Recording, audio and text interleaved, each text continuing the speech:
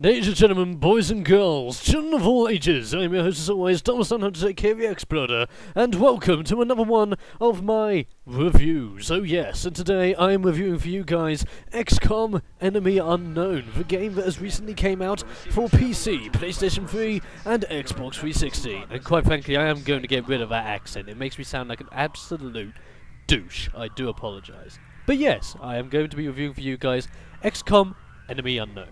Now, I've done a bit of a review already in written format on my blog, which is thatguywiththechillbeat.blogspot.co.uk. Link is in the description below, as well as on screen right now. So if you do want to look at the written version of this review, then go ahead. But do keep in mind that in this version of my review, I might do a few spoilers as to where the storyline goes. So, and I might spoil a few things for you in general if you don't. Well, yeah, I'm generally going to spoil a few things. So, if you don't want to be spoiled, please read my written review instead, because I do not spoil a single thing. So, glad to put that out there. Let's get started. First off, let's talk about how the game looks. Now, before we get deep into the subject of just how good it does actually look, just know that personally, I don't care whether the game looks realistic or looks like a series of blocked out squares. I enjoy a game for its gameplay, and on the most part, I also enjoy a game for its narrative immersiveness. I enjoy a game for getting myself in there and basically participating in a fantastic new world and a new experience. I want to have a new life when I play a game. I don't want to live the life I'm currently living now. That's what I look into when I look into a game. But that doesn't mean the graphics and art style I don't give a damn about. Of course I give a damn about it. So let's go and talk into it. XCOM's art style is a little cartoon-like, however, it is pulled off magnificently. Everything from the humans to the scaleistic alien scums are made out to look both beautiful and intimidating. The armor sets make any soldier go from a standard squad mate into a captain of the masses.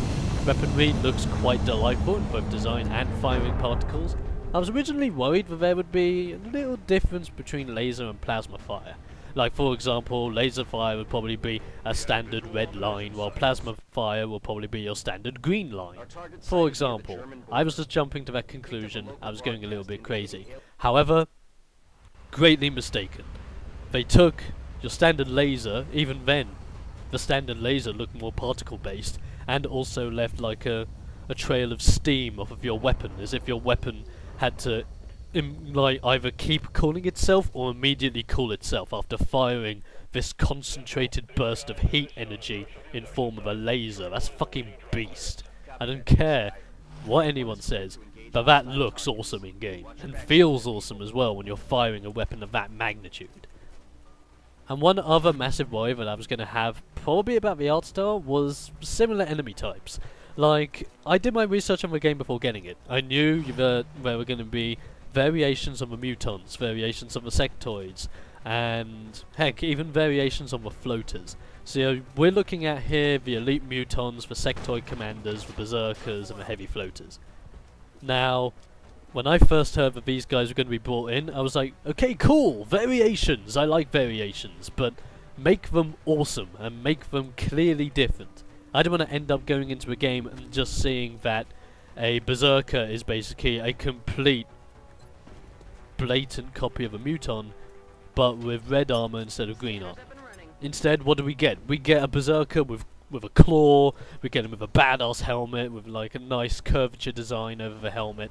We get, especially with the elites, we get proper like face masks and variations on the armor as well to make it look more tribalish and make them look a little more boss and more in command of the forces.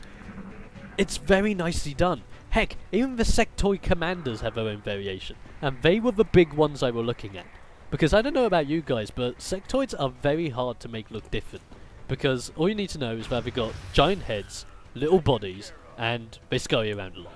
That's the basic gist of a sectoid. Now, if you're looking at a sectoid commander, these are the guys that are like the hive minds of the operation. These are the guys, apart from the ethereals, which come in later in the game, that are the psionic masters, if you will. They can psionicize either enemies allies, or even both at the same time. These guys are the ones that have mind power so diverse they can do two things at once. That's fucking crazy. But how would you differentiate them in an art style? Well, I was hesitant about this in the first place and thought to myself, they can't really do much, can they? But I was shocked. The modelling when it comes to doing the commander in comparison to the normal sectoid is completely different. Of course it keeps the normal sectoid's anatomy, so it's still got your thin limbs, your thin body, and your relatively small stature. However, when it comes to the detail of the head has extremely different details. Not just does it have the obvious red mark instead of the purplish blue mark that you have on your standard sectoids. It also has more diverse and rigid lines going over the head, as if the mind power of these sectoid commanders is so strong that it's like as if the brain itself is just pulsing and caressing with the energies of psionics that this guy has. It's truly magnificent how they've been able to do this, and quite frankly, shock the living daylights out of me, because I never thought they would even think of doing something as small as that. But the small things, in my opinion, just make the game even better.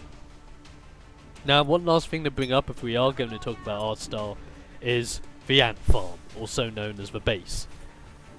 Well, like many people, I was a bit when I first saw and heard that instead of a base having its orthographic view changing to a sideways view, it underground in like an ant farm style.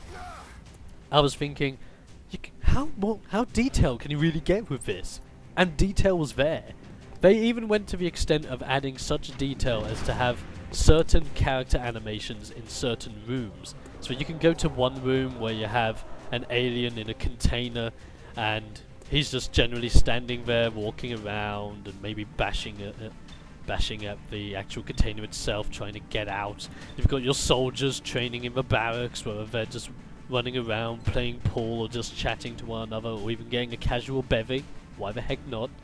You've even got it so that the guys in the engineering bay, there are people working in the background, there are machines splicing things together and bolting things together, and it just mainly just makes it look active, and the art style and graphics generally just bring this all together. Overall, graphics and art style, pretty damn boss. Now let's move on to the storyline. My personal favourite area to cover whenever we're talking about games. Why? Because 1, I'm a games design student, and 2, I want to go into the narrative side of gaming once I'm done with university. So this is one area I love to divulge in. So the narrative is pretty simple to sum up, so here it goes. You're put into a position as a head of the XCOM Project, referred to as the Commander, and with this assignment it's up to you to both stop the alien forces from overthrowing the Earth and understanding why they are doing this. The story is pretty damn solid, where it relies mostly on immersion to do the work for it. Putting you in the command of a project rather than insert name here is a much better approach to a main XCOM feel, like a more personal experience instead of a role-playing experience. In a weird way, you could look at this game as an alien defense simulator, which isn't too far off what the original was intended.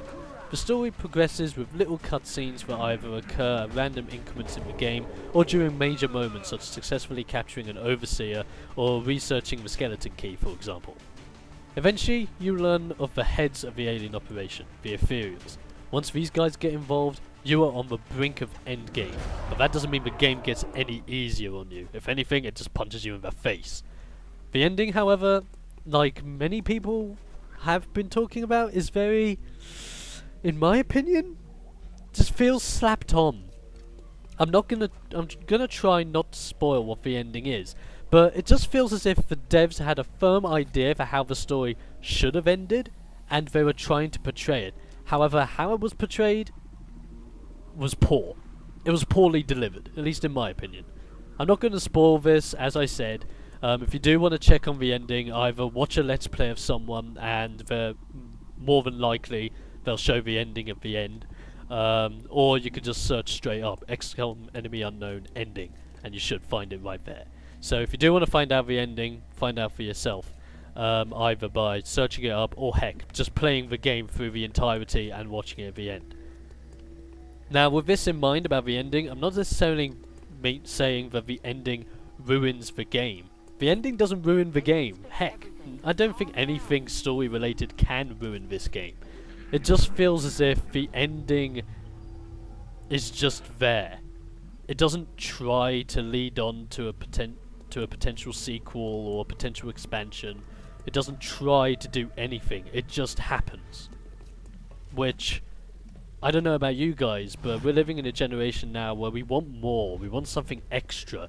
I was looking for that last thing extra in the ending and I just couldn't find it. By all means, you guys might have found it, but for me personally, it was a bit of a letdown. But overall, the whole storyline experience is mostly based on immersion and putting you in control. And in the end of the day, I love immersive narrative, so I can't really complain about the storyline. Storyline is good, ending, meh. End result. Now let's go on to talk about the single player experience. Yes, the single player, the thing that defines XCOM itself, and the one thing that I think XCOM just does perfectly. The single player experience was something I was deadly looking forward to. From everything I'd seen previously through the dev walkthroughs and the live streams and the concept arts, the single player looked to be a pretty solid remade experience from the original. When I was able to play the campaign, I can gladly say that I was not disappointed with what was delivered. The strategic precision and everything that came with it were all there, and with more in store than ever before. Now first let's talk about base building, the behind the scenes action, if you will, of the game. The building of your own personal ant farm is a really cool experience. Giving yourself the ability to mine downward into the Earth's crust, excavating building sites and build a variety of buildings from laboratories and workshops to power generators and satellite uplinks. It's a great experience. Again, this gives you the ability to make this game your own and to mix and match different build orders and combinations to get some really cool designs and profits. Along with the base building, there are the three major areas of creation within your base, at least in my opinion. The engineering, the researching, and the recruiting. Engineering, which allows you to create the high-tech weaponry and super armor for you going into battle with. So you're looking at the shivs in the many different forms, as well as the epic pieces of armor such as the Titan armor, Archangel armor, Ghost armor, heck, even the Psionic armor, which are all fantastic looking as well as fantastic acting and performing pieces of kit. And I would recommend to anyone that plays the game, get them as soon as possible because they are fantastic. Next on, we have the researching, which allows you to do just that. Research! You'll be able to learn of the aliens' motives, as well as their biological manifestations, and be able to look into making more high-tech weaponry and more potent armors for your troops. I especially like always when a game like this does research. It gives you the chance to delve in a little bit further into the behind-the-scenes narrative of it all, so that you're able to learn yourself about an anatomy of a thin man, why the thin man might have been brought to Earth in the first place, and whether it was either pretty much born the way that it looks, or whether it was genetically altered to be more proficient in battle and to look more like a human being. It's very interesting to see what the devs have looked into and therefore have created to fully immerse you into the world, which boosts the single player experience, by all means. Finally, we have the big one. Recruiting.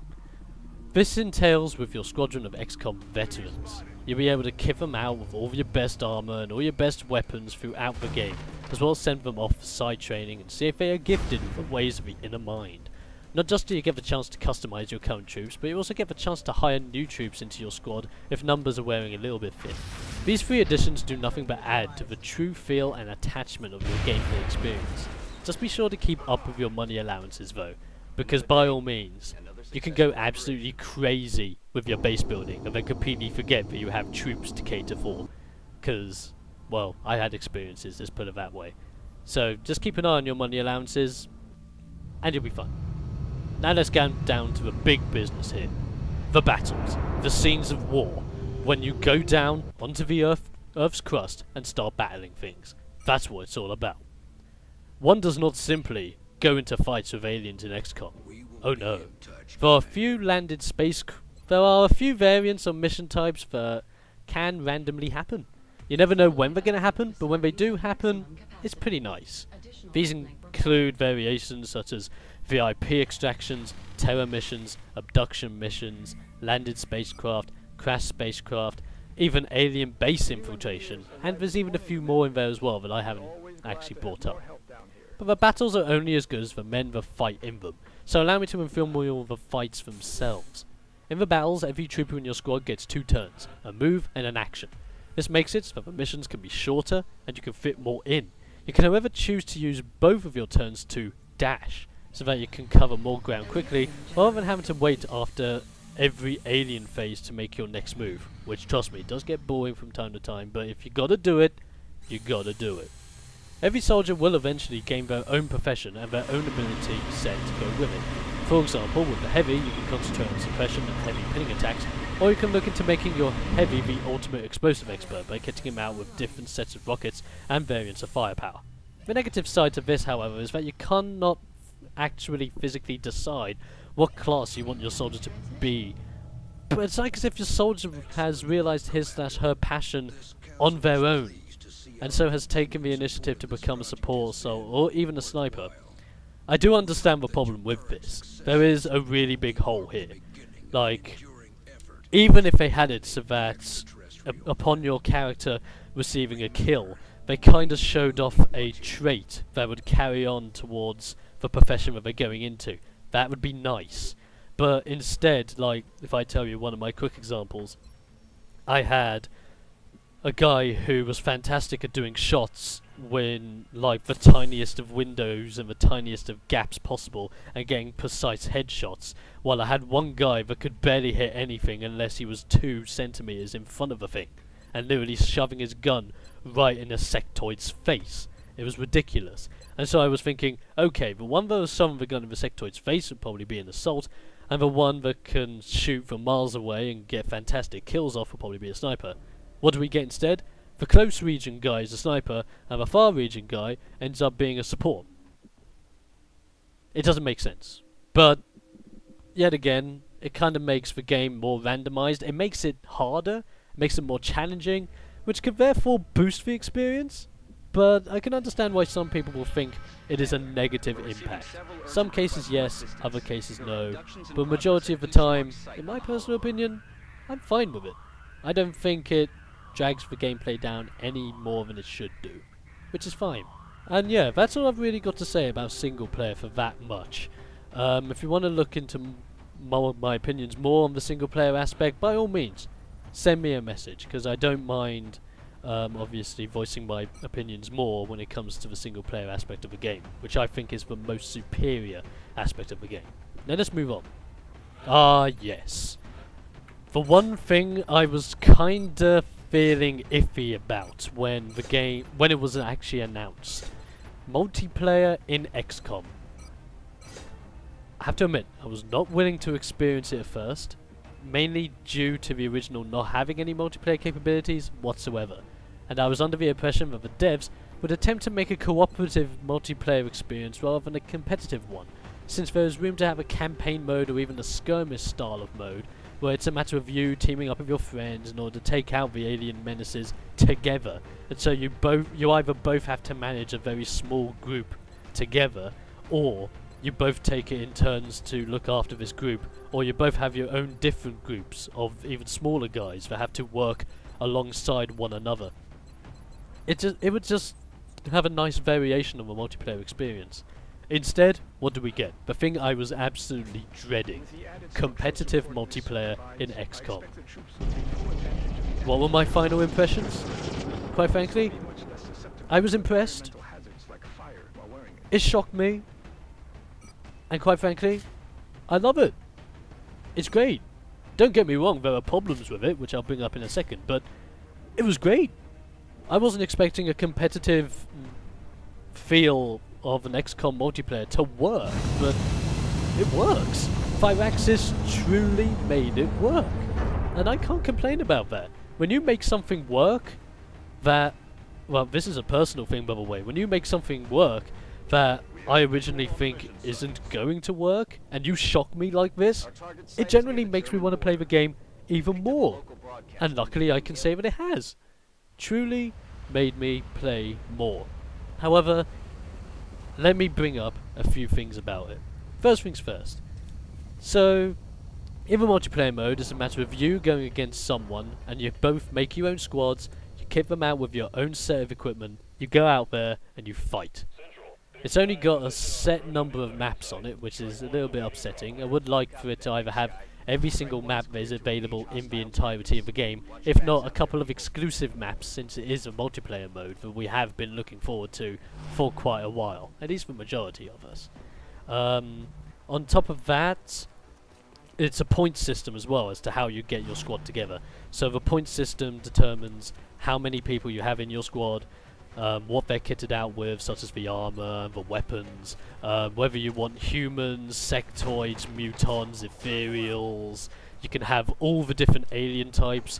Like, you can end up having an entire squad of humans, an entire squad of sectoids, or you can have an entirety of a mix and matched alien crew, which is truly quite nice if you can really master it. One big problem that I do have with this multiplayer mode, though, that there's really no incentive to want to keep playing it. Unless you generally want to have a different experience from time to time, or you want to play with your friend occasionally, then it's fine. But there isn't a real intuitive nature of making you want to play the multiplayer on a regular basis if you're just one guy playing XCOM. I went onto the multiplayer thinking, okay, if I complete this game, I'll have a ranking system. I might just have a win-loss ratio. There'll probably be leaderboards as to who's the best in either Europe or US or even the entire world. Nothing. There's nothing like that. And quite frankly, I'm a little bit shocked. Like, I understand adding a multiplayer experience into XCOM was a feat in amongst itself, but this is one kind of crucial area in the multiplayer experience that kind of gives intuitive to play. If you don't add something like this in, it's kind of, I don't know, it kind of feels a bit half-arsed, to be honest with you. But overall, do I think the multiplayer experience is good? Yes. Do I think it has flaws? Yes. But keeping in mind of the fact that this is a proper multiplayer XCOM experience that I wasn't kind of looking for, but was impressed to see, it's come out quite well, and I commend Firaxis well for it. So congratulations, sirs and madams. I clap for thee. Very nicely done. In conclusion, I have to say that XCOM Enemy Unknown is one fantastic strategic experience to behold. And trust me when I say that, because if you do know me, you know I'm mad about strategy games. If you have a chance to play it, whether it's at a friend's house or buying the game, then I hope you truly enjoy the experience as much as I have. There are a few clipping errors and bugs here and there, and you might even get the funny chance of having an enemy or even you shoot in the completely wrong direction as to where the enemy is and yet still getting a kill, which is absolutely hilarious. But it doesn't really deviate from the game. If anything, it just makes the game that little bit more quirky and heck, more fun, which at the end of the day, games should be. I look forward to what Firaxis can do with this franchise in the future, and hopefully we can potentially see some either DLC expansions or heck, even a sequel. Can anyone say Terror from the Deep? I hope they don't do Terror of the Deep because I want them to be original, but who knows? We might take a bit of inspiration from it. We never know. It's early days yet. So XCOM Enemy Unknown, for me, gets a 9 out of 10, along with my personal XPloder Badge of Awesomeness. Now, a Badge of Awesomeness I only give to games that I truly do recommend to people. And quite frankly, this is a game I recommend to every single person. People that are both strategy fans, and even those people that are not fans of strategy games themselves. This is a definite game to get for all gamers out there in general. And trust me, you so totally want to try this. Now, if there's anyone watching this thinking that I'm saying this, and then when the first person shooter XCOM comes out next year in 2013, I'm going to absolutely rip it to shreds, don't jump to conclusions yet. I do plan to get that game, and I do plan to review it as well as Enemy Unknown in the future, or heck, do a cross comparison to see how they both go up against one another in comparison, which would be nice. But until the first person shooter comes out, and until I can pretty much voice my mind on this, I hope you have enjoyed this video. And if you do still want to read my written review, then by all means go to thatguywiththechorby.blogspot.co.uk. I do update it from time to time from my points of view on all sorts of different things, mostly about gaming. But keep in mind that I probably won't be able to update it a lot, at least at this moment in time, since I am a student at university and I've got a lot on my plate. But heck, if you do want to read it and the articles that I've got on there, by all means, do it. They're good reads. So until next time, guys, this is $900 aka TheXploder, also known as that guy with the trilby, signing off. Have a good day and enjoy your time with XCOM Enemy Unknown.